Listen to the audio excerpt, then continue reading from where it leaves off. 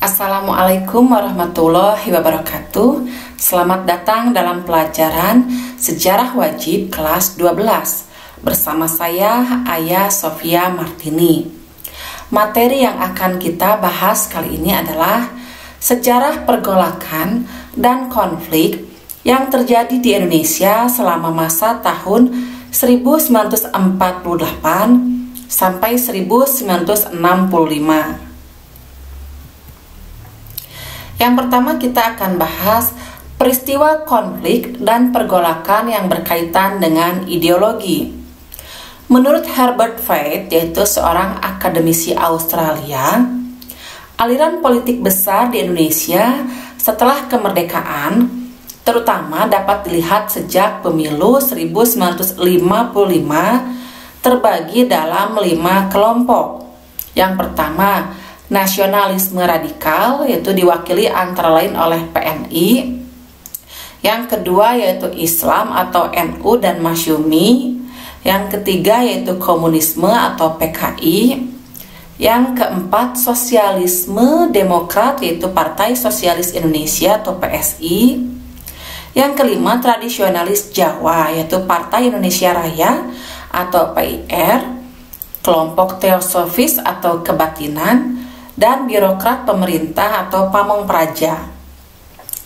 Termasuk dalam kategori ini adalah pemberontakan PKI Madiun, pemberontakan DITII, dan peristiwa G30S PKI.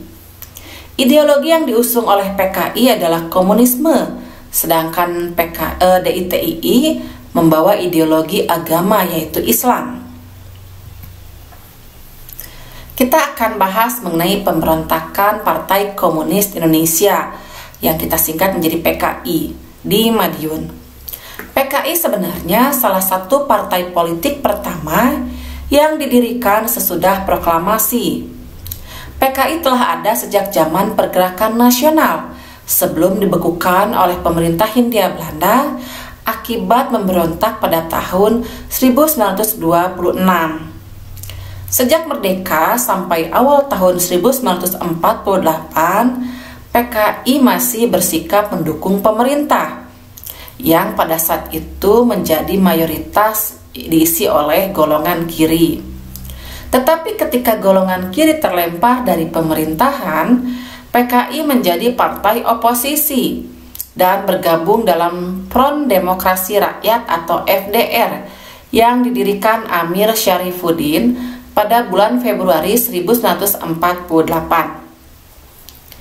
Awal September 1948, pimpinan PKI dipegang oleh Musso yang membawa PKI terlibat dalam peristiwa Madiun pada tanggal 18 September 1948. Di masa kepemimpinan Musso, PKI berhasil menarik partai dan organisasi kiri dalam FDR untuk bergabung ke dalam PKI dan juga mendorong demonstrasi kaum buruh dan petani. Bahkan pengaruhnya sudah masuk ke dalam sebagian kekuatan bersenjata. Hal ini dipandang membahayakan strategi diplomasi Indonesia melawan Belanda yang ditengahi Amerika Serikat. Karena kritik yang dilancarkan oleh Musso condong kepada Uni Soviet yang komunis. Padahal saat itu Amerika Serikat dan Uni Soviet tengah mengalami perang dingin.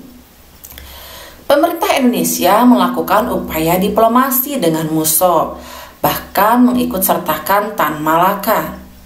Tetapi kondisi politik sudah terlampau panas. Dan pertengahan September 1948 terjadi pertempuran antara kekuatan-kekuatan bersenjata yang memihak PKI dengan TNI. PKI dan kelompok pendukungnya kemudian memusatkan diri di Madiun. Musso pun kemudian pada tanggal 18 September 1948 memproklamirkan Republik Soviet Indonesia. Tetapi pasukan pemerintah yang dipelopori divisi Siliwangi kemudian berhasil mendesak mundur pemberontak. Musso tewas tertembak dan Amir Syarifuddin tertangkap dan dijatuhi hukuman mati. PKI pun gagal mengambil alih kekuasaan. Selanjutnya kita akan bahas pemberontakan Darul Islam, Tentara Islam Indonesia yang kita singkat menjadi DITII. Darul Islam merupakan gerakan di Jawa Barat dipimpin oleh Sekar Maji Marijan Kartosuwiryo, salah seorang tokoh Partai Sarekat Islam Indonesia. Setelah perjanjian Renville, merupakan peluang bagi Kartosuwiryo untuk mendirikan negara Islam. Karena salah satu keputusan Renville adalah harus pindahnya pasukan Republik Indonesia dari daerah-daerah yang diklaim dan diduduki Belanda ke daerah yang dikuasai Republik Indonesia. Divisi Siliwangi sebagai pasukan resmi Republik Indonesia pun dipindahkan ke Jawa Tengah karena Jawa Barat dijadikan negara bagian Pasundan oleh Belanda. Laskar bersenjata Hizbullah dan Sabilillah yang telah berada di bawah pengaruh Kartosuwiryo tidak bersedia pindah dan malah membentuk Tentara Islam Indonesia. Kosongnya kekuasaan Republik Indonesia di Jawa Barat segera dimanfaatkan oleh Kartosuwiryo. Awalnya Darul Islam Tentara Islam itu melawan Belanda untuk menunjang perjuangan Republik Indonesia, tetapi kemudian malah membentuk Darul Islam atau negara Islam dengan dukungan Tentara Islam Indonesia di Jawa Barat pada Agustus 1948. Pasukan Siliwangi kembali balik ke Jawa Barat. Tetapi Kartosuwiryo tidak mau mengakui tentara Republik Indonesia tersebut, kecuali mereka mau bergabung dengan DITII. Tahun 1959, pemerintah melakukan operasi militer, yaitu Operasi Terpadu Pagar Betis, di mana tentara pemerintah dan masyarakat mengepung tempat-tempat pasukan DITII berada untuk mempersempit ruang gerak dan memotong arus perbekalan pasukan lawan. Selain itu diadakan pula operasi tempur dengan sasaran langsung basis-basis pasukan DITII. Kartosuwiryo ditangkap pada tahun 1962 dan kemudian dijatuhi hukuman mati. Selain itu, DITII juga ada di Jawa Tengah yang dipimpin oleh Amir Fattah, di mana setelah perjanjian Renville, daerah Pekalongan, Brebes, Tegal ditinggalkan oleh TNI dan aparat pemerintah. Terjadi kekosongan kekuasaan atau vacuum of power. Amir Fattah beserta pasukan Hizbullah mengambil alih. Saat pasukan TNI kemudian balik setelah Belanda melakukan agresi militer II, sebenarnya telah terjadi kesepakatan antara Amir Fattah dan pasukannya dengan pasukan TNI. Amir Fattah diangkat sebagai koordinator pasukan di daerah operasi Tegal dan Brebes. Namun, ketegangan karena berbagai persoalan antara pasukan Amir Fattah dengan TNI sering timbul kembali, sehingga Amir Fattah berubah pikiran.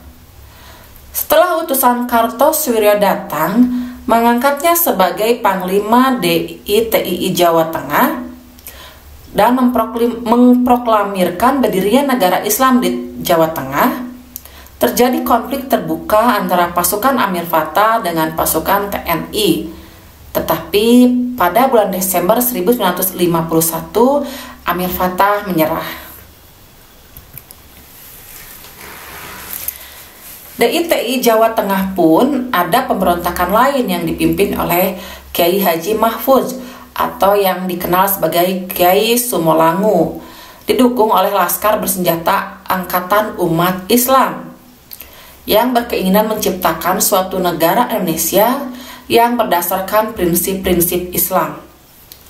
Pada akhir Juli 1950, Kiai Sumolangu melakukan pemberontakan.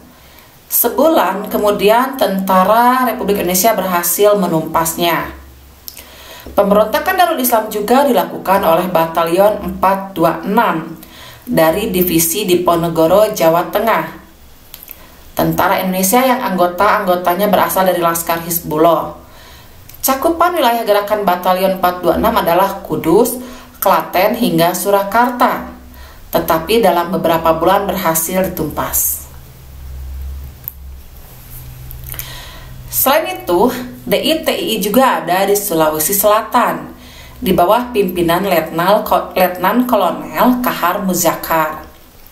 Kahar Muzakar pernah berjuang di Jawa menjadi komandan Komando Grup Sulawesi Selatan yang bermarkas di Yogyakarta.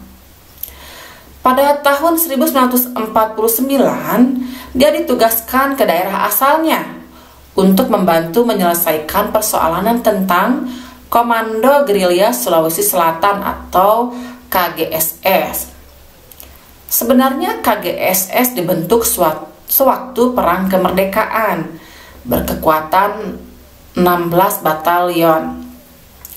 Tetapi pemerintah ingin mereorganisasi tentara. Namun anggota KGSS menolaknya. Kahar Muzakar pada tanggal 7 Agustus 1953 menyatakan diri sebagai bagian dari Negara Islam Indonesia Kartosuwiryo. Pemberontakan berakhir pada tahun 1965. Kahar Muzakar tewas tertembak dalam suatu penyergapan.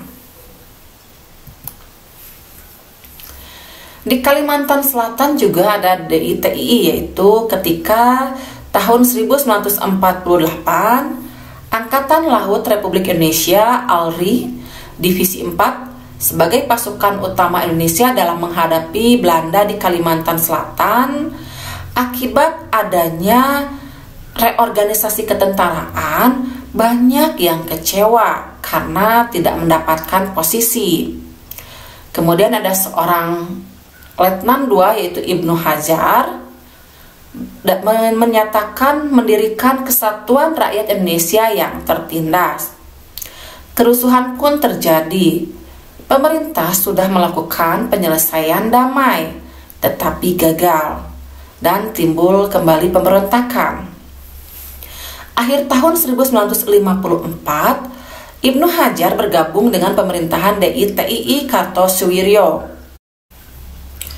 Kemudian terjadi konflik dengan tentara Republik Indonesia. Di tahun 1963, Ibnu Hajar menyerah dan pengadilan militer menjatuhinya hukuman mati. Kemudian ada juga DITII Aceh. Pada tahun 1950, ketika pemerintah menetapkan wilayah Aceh sebagai bagian dari Provinsi Sumatera Utara, rakyat Aceh banyak yang menolak. Salah satunya adalah Persatuan Ulama Seluruh Aceh atau PUSA. Mereka menuntut otonomi sendiri. Tokoh terdepan PUSA adalah Daud Bere. Pemerintah pusat berupaya menempuh jalan pertemuan, namun mengalami kegagalan. Tahun 1953, Daud Bere melakukan kontak dengan Kartosuwiryo dan menyatakan Aceh sebagai bagian dari Negara Islam Indonesia yang dipimpin Kartosuwiryo. Konflik antara pengikut Daud Bere dengan tentara Republik Indonesia pun terjadi. Akhirnya pemerintah mengakomodasi dan menjadikan Aceh sebagai daerah istimewa pada tahun 1959. 3 tahun setelah itu Daud Bere kembali dari pertempuran dan mendapatkan pengampunan. Kita akan bahas mengenai gerakan 30 September 1965 atau G30S PKI. Di tahun 1959, setelah demokrasi terpimpin dicanangkan, figur Soekarno sebagai penguasa tunggal kemudian menjadi kekuatan penengah di antara dua kelompok politik besar Angkatan Darat dengan PKI. Pada Agustus 1960, Masyumi dan Partai Sosialis Indonesia atau PSI dibubarkan pemerintah. Pada tahun 1963, PKI berusaha mendesak strategi ofensif, yaitu di tingkat pusat, PKI mulai berusaha untuk duduk dalam kabinet. tetapi kemudian juga dalam bidang kebudayaan, hanya mendapatkan perlawanan dari kelompok cendekiawan anti PKI yang memproklamasikan Manifesto Kebudayaan atau Manikebu. Saat itu ada Lekra, itu Lembaga Kebudayaan Rakyat, yang pro PKI dan mengecam keras dan mendapatkan dukungan dari pemerintah, sehingga kemudian Manikebu dilarang pemerintah. Di daerah, konflik akibat dari masalah-masalah yang ditimbulkan oleh program di bidang agraria terjadi, yaitu PKI berusaha melancarkan kampanye mengambil alih tanah milik pihak-pihak mapan di desa dengan paksa. Akhirnya, PKI berhadapan dengan para santri NU. Selama tahun 1964, perlawanan terhadap aksi sepihak semakin lama semakin kuat. PKI di tahun 1965 banyak menyerang para pejabat anti PKI sebagai kapitalis birokrat yang korup. Kemudian banyak juga melakukan demonstrasi menuntut pembubaran Himpunan Mahasiswa Islam atau HMI. Kemudian mengajukan usul pembentukan Angkatan Kelima. Kemudian ada juga isu adanya Dewan Jenderal di tubuh Angkatan Darat yang dinilai mempersiapkan suatu kudeta, karena saat itu diketemukan sebuah dokumen bernama dokumen Gilchrist yang ditandatangani Duta Besar Inggris di Indonesia. Di tahun 65 juga terjadi peristiwa Bandar Betsy, yaitu seorang Pelda Sujono tewas dalam usaha menghentikan penyerobotan tanah perkebunan oleh sekelompok orang dari BTI di Sumatera Utara, yaitu Barisan Tani Indonesia. Sementara itu di tahun yang sama di Mantingan, PKI berusaha mengambil paksa tanah wakaf Pondok Modern Gontor. Dalam rapat Politbiro PKI tanggal 28 September 1965, pimpinan PKI pun memutuskan untuk bergerak. Dipimpin Letnan Kolonel Untung, perwira yang dekat dengan PKI. Pasukan pemberontak melaksanakan gerakan 30 September dengan menculik dan membunuh para jenderal dan perwira di pagi buta tanggal 1 Oktober 1965. Jenazah para korban lalu dimasukkan ke dalam sumur tua di daerah Lubang Buaya, Jakarta. Ini adalah para korban dalam peristiwa G30 SPKI yang kemudian mendapat gelar sebagai para pahlawan revolusi. Yang pertama ada Menteri atau Panglima Angkatan Darat, yaitu Jenderal Ahmad Yani. Kemudian ada Mayor Jenderal S. Parman, Mayor Jenderal Suprapto, Mayor Jenderal MT Haryono, Brigadir Jenderal DI Panjaitan, Brigadir Jenderal Sutoyo Siswomi Harjo, Letnan 1 Pierre Andreas Tendean. Sedangkan Jenderal Abdul Haris Nasution berhasil lolos dari upaya penculikan.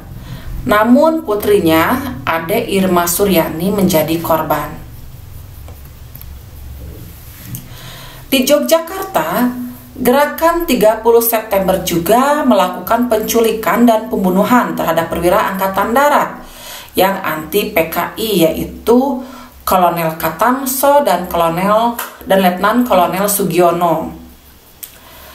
Pada berita RRI atau Radio Republik Indonesia pagi harinya, Letkol Untung lalu menyatakan pembentukan Dewan Revolusi. Panglima Komando Strategis Angkatan Darat atau Pangkostrad, saat itu Mayor Jenderal Soeharto, mengambil alih pimpinan Angkatan Darat karena Jenderal Ahmad Yani selaku Menteri Panglima Angkatan Darat saat itu belum diketahui ada di mana. Dan kemudian mulai ada gerakan operasi penumpasan gerakan 30 September. Dan G30 SPKI pun berhasil ditumpas, sehingga menandai pula berakhirnya gerakan dari Partai Komunis Indonesia. Kedua yaitu peristiwa konflik dan pergolakan yang berkaitan dengan kepentingan atau vested interest, yaitu ada APRA atau Angkatan Perang Ratu Adil, ada Republik Maluku Selatan dan Andi Aziz, yang berhubung dengan keberadaan pasukan KNIL atau Tentara Kerajaan Hindia Belanda yang tidak mau menerima kedatangan tentara Indonesia di wilayah yang sebelumnya mereka kuasai. Kemudian terjadi konflik. Vested interest tersebut merupakan kepentingan yang tertanam dengan kuat pada suatu kelompok. Kelompok ini biasanya berusaha untuk mengontrol suatu sistem sosial untuk keuntungan sendiri. Mereka juga sukar melepas posisi atau kedudukannya, sehingga menghalangi proses perubahan. Kita akan bahas mengenai APRA, yaitu Angkatan Perang Ratu Adil. Dibentuk oleh Kapten Raymond Westerling pada tahun 1949, yaitu merupakan milisi bersenjata berasal dari tentara Belanda atau KNIL yang tidak setuju dengan pembentukan Angkatan Perang Republik Indonesia Serikat atau APRIS di negara bagian Pasundan. Basis pasukan APRIS adalah Divisi Siliwangi. Pada bulan Januari 1950, Westerling mengultimatum pemerintah Republik Indonesia Serikat. Perdana Menteri Hatta memerintahkan penangkapan terhadap Westerling. Kemudian APRA menyerbu kota Bandung secara mendadak. Puluhan anggota APRIS gugur. Tetapi semua itu akhirnya dapat digagalkan oleh pemerintah. Westerling kemudian melarikan diri ke Belanda. Kemudian ada Andi Aziz.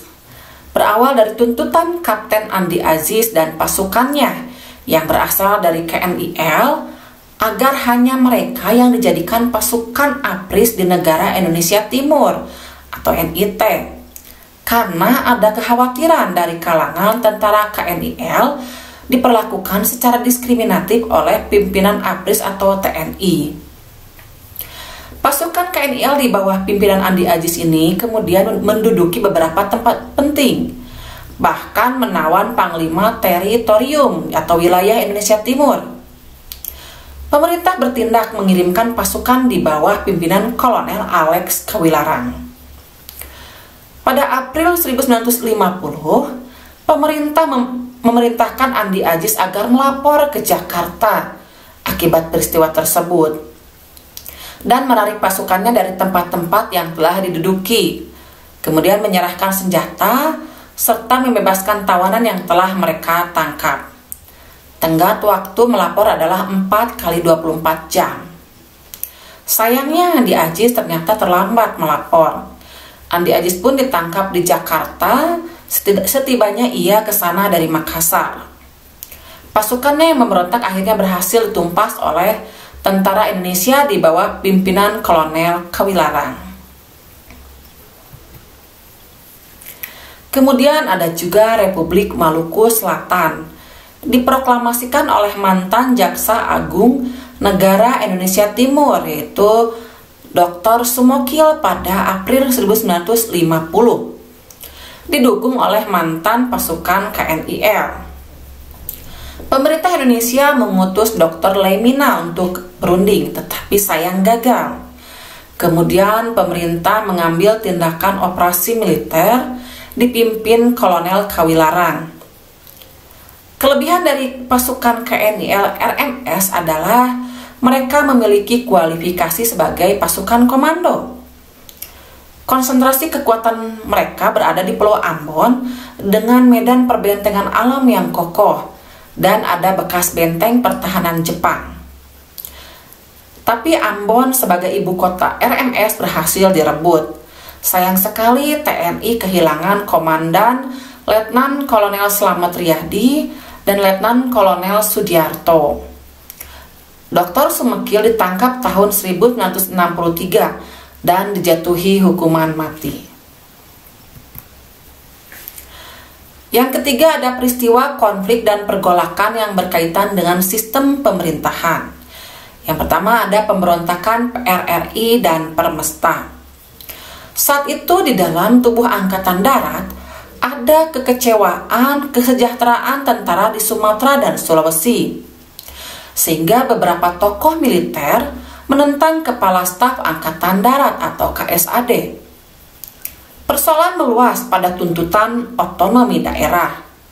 Ada ketidakadilan yang dirasakan beberapa tokoh militer dan sipil di daerah terhadap pemerintah pusat yang dianggap tidak adil dalam alokasi dana pembangunan. Ada pembentukan dewan-dewan daerah sebagai alat perjuangan tuntutan pada Desember 1956 dan Februari 1957, seperti yang pertama, Dewan Banteng di Sumatera Barat yang dipimpin oleh Letkol Ahmad Hussein. Ada Dewan Gajah di Sumatera Utara yang dipimpin oleh Kolonel Maludin Simbolan. Ada Dewan Garuda di Sumatera Selatan yang dipimpin oleh Letkol Barlian. Ada Dewan Manguni di Sulawesi Utara yang dipimpin oleh Kolonel Vance Sumual. Dewan-dewan ini kemudian mengambil alih kekuasaan pemerintah daerah masing-masing. Bahkan beberapa tokoh sipil dari pusat pun mendukung mereka, bahkan bergabung ke dalamnya, seperti Safiruddin Prawira Negara, Burhanuddin Harahap, dan Muhammad Nasir. Kasat Abdul Haris Nasution dan PM Juanda berusaha musyawarah, namun gagal, karena Ahmad Hussein menuntut agar kabinet Juanda mengundurkan diri dan menyerahkan mandatnya kepada presiden. Tuntutan tersebut ditolak pemerintahan pusat. Kemudian ada PRRI Permesta, yaitu di tanggal 15 Februari 1958, Ahmad Hussein memproklamasikan berdirinya Pemerintahan Revolusioner Republik Indonesia, kita singkat PRRI, di Padang. Seluruh Dewan Perjuangan di Sumatera dianggap mengikuti pemerintahan ini. Sebagai Perdana Menteri, PRRI ditunjuk Mr. Syafruddin Prawira Negara. Disambut antusias oleh para tokoh masyarakat Manado. Mereka juga mendeklarasikan Permesta sekaligus memutuskan hubungan dengan pemerintahan pusat, yaitu Kabinet Juanda. Pemerintah pusat menindak pemberontak. Pemberontakan PRI dan Permesta berhasil dipadamkan. Di sini ada gambar peta wilayah kekuasaan Nusantara setelah Linggarjati. Warna merah menunjukkan wilayah Republik Indonesia, warna kuning menunjukkan wilayah negara Indonesia Timur, merah, kuning, dan biru yaitu Republik Indonesia Serikat. Kemudian ada negara-negara yang sebelum 1949 masuk ke Republik Indonesia dan negara-negara lainnya. Berdasarkan perjanjian Linggarjati, Indonesia disepakati akan berbentuk negara serikat atau federal dengan nama Republik Indonesia Serikat atau RIS, di mana Republik Indonesia menjadi bagian dari RIS. Negara-negara federal lainnya misalnya adalah negara Pasundan, negara Madura, atau negara Indonesia Timur.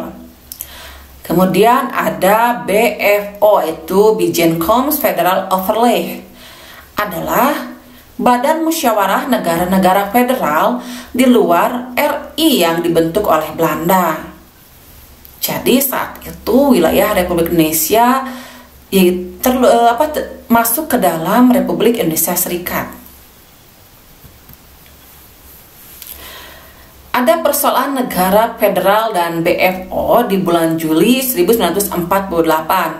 Persoalan tersebut adalah saat konferensi Malino di Sulawesi Selatan pada 24 Juli 1946, di mana mendapat reaksi keras dari para politisi pro Republik Indonesia yang ikut serta.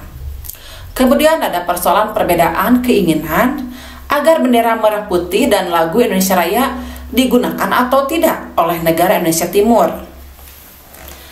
Sementara itu, Kabinet Negara Indonesia Timur juga secara tidak langsung ada yang jatuh karena persoalan negara federal ini di tahun 1947. Kelompok ada yang memilih untuk bergabung bersama Republik Indonesia atau bekerjasama dengan Republik Indonesia, yaitu kemudian kelompok yang dipimpin oleh Ide Anak Agung Gede Agung, serta ada RT Adil Pura Direja dan RT Jumhana, itu dari negara Pasundan. Selain itu ada juga kelompok yang agar garis keras kebijakan kerjasama dengan Belanda tetap dipertahankan, dipimpin oleh Sultan Hamid II, yaitu Pontianak, dan Dr. T. Mansur dari Sumatera Timur. Jadi di BFO sendiri menjadi dua kelompok, kelompok yang ingin bekerja sama dengan Republik Indonesia dan kelompok yang ingin mempertahankan kerjasama dengan Belanda. Serta persoalan lainnya adalah pembentukan Angkatan Perang Republik Indonesia Serikat, di mana saat itu muncul konflik. Ada yang menginginkan dari pasukan KNIL dan ada juga yang berasal dari TNI khusus. Sekarang kita menginjak pada kuis. Setelah kita mempelajari peristiwa sejarah dari peristiwa PKI Madiun 1948, DITI di Jawa Barat, Jawa Tengah, Kalimantan, dan Aceh, ada APRA, ada G30 SPKI, kita akan mengambil hikmahnya, yaitu sikap positif apa saja yang bisa kita ambil setelah mempelajari peristiwa sejarah tersebut. Silahkan tulis, kemudian upload di e-learning untuk kemudian suatu saat kita akan diskusikan di pertemuan berikutnya. Ingat, jadilah pelaku dan pembuat sejarah di dunia. Sampai jumpa lagi. Wassalamualaikum warahmatullahi wabarakatuh.